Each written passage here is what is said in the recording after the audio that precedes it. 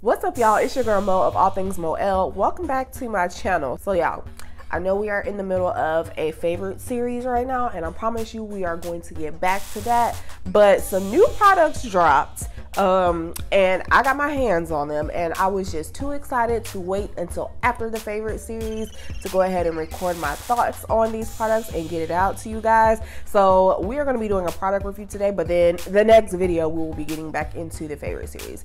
If you're interested, keep on watching, but sis, you already know, before we get into that, make sure you are subscribed. Make sure you have hit that notification bell so that you will not miss when I post new uploads. So the brand that I'm referring to is actually TGIN, and I just happened to be perusing Ulta's website because we can't really peruse the aisles right now because of the Rona. But I was looking on Ulta's website and I stumbled across a new collection from TGIN, and I just was like, girl, excuse me, sis? Like, TGIN just dropped a whole collection and didn't tell nobody they had dropped it, but that's okay. I just, like, there was just something in me that just was immediately intrigued, so I went ahead and purchased 3 of the products, and I'm going to be reviewing them for you guys today.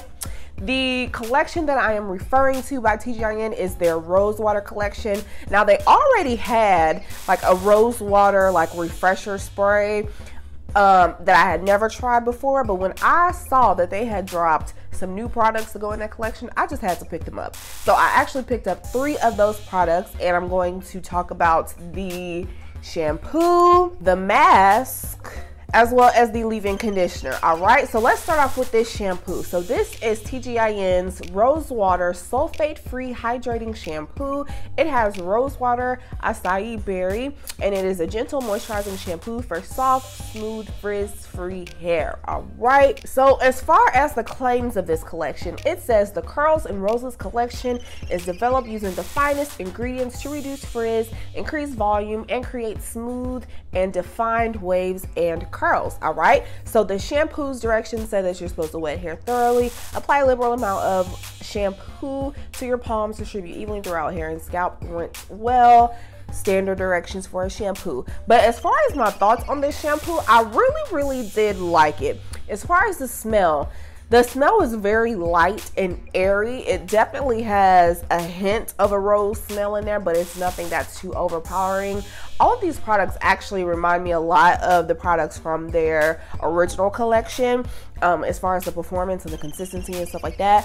But this shampoo did a really good job. First of all, it felt amazing in my hair. It lathered up almost as soon as it hit my hair, so it had a lot of great suds, which I really appreciate in a shampoo. It was not stripping. Like, it felt very rich and luxurious while it was in my hair. Like, it didn't feel like, you know how sometimes some shampoos can just start to feel weird on your hands, like you can tell it's like drying out your hair. This shampoo did not do that. Like, it felt like very moisturizing as it was cleansing my hair.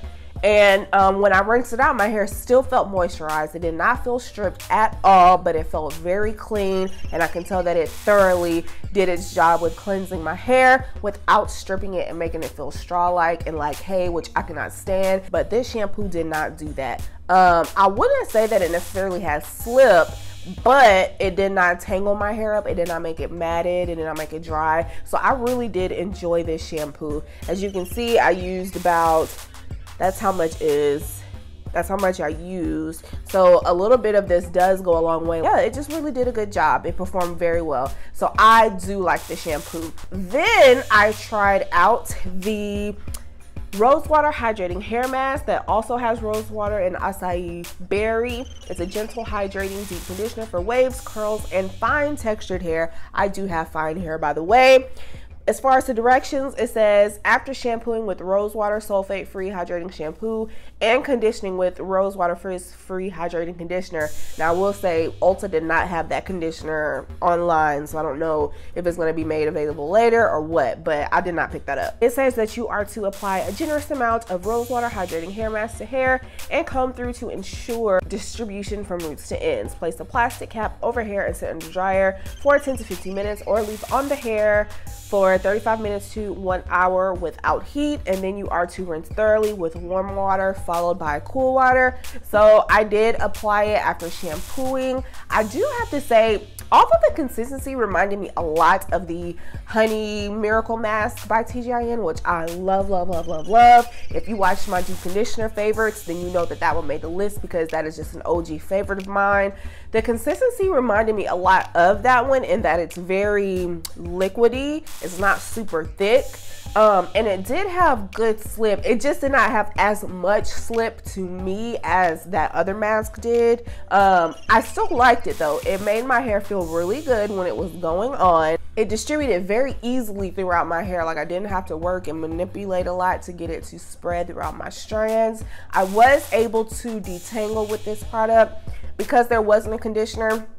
And because I really just wanted to get, you know, a good judge of character of these products, I did not use a rinse out conditioner from another brand during this wash day. I really wanted to see how good the slip was on this deep conditioner, and I was able to detangle my hair using my shower comb. So it does have slip.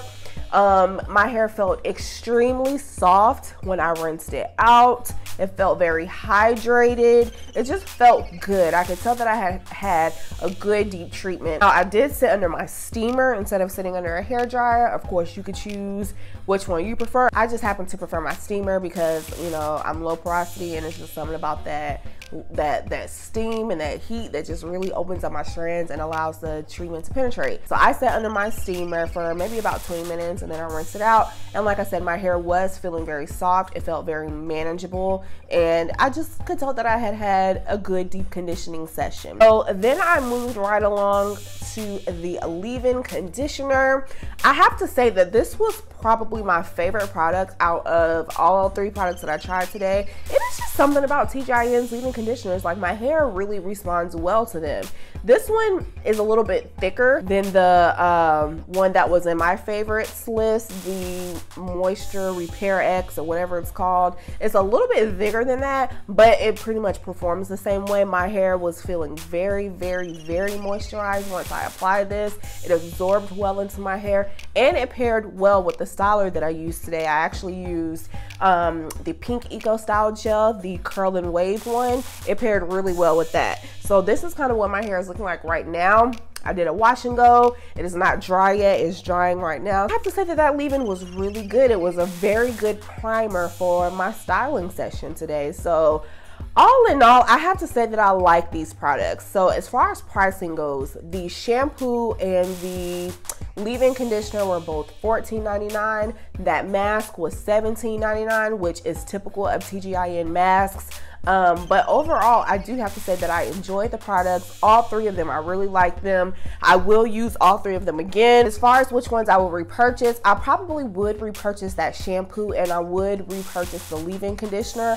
I liked the mask. I just don't like it as much as I liked the Honey Miracle mask or the one from the Repair RX collection.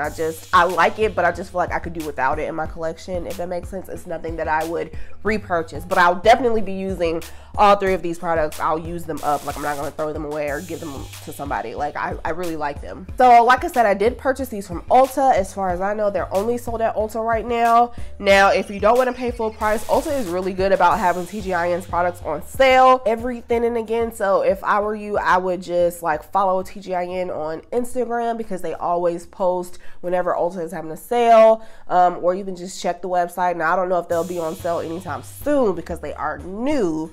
And I don't even know when they're actually planning to officially launch these products because I haven't seen anything about them on their social media. So yeah, guys, those are pretty much my thoughts on these products. I really hope that you guys enjoyed this video. Hope that you found it informative. If you did, make sure that you comment, like, subscribe, and share, and I will see you guys in my next one. Bye.